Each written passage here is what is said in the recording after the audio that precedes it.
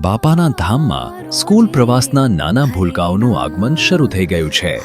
બાળકો એટલે સાક્ષાત ઈશ્વરનું સ્વરૂપ. આ વાલસોયા મહેમાનો માટે આપણી બહેનો દ્વારા અત્યંત પ્રેમ અને ભાવથી પ્રસાદ બનાવવાની સેવા અવિરત ચાલુ છે. જ્યારે આ માતૃશક્તિના હાથે ગરમાગરમ પ્રસાદ તૈયાર થાય અને બાળકો હોંશે હોંશે જમે ને, ત્યારે બાપાના આંગણે જાણે સાચો ઉત્સવ સર્જાય છે.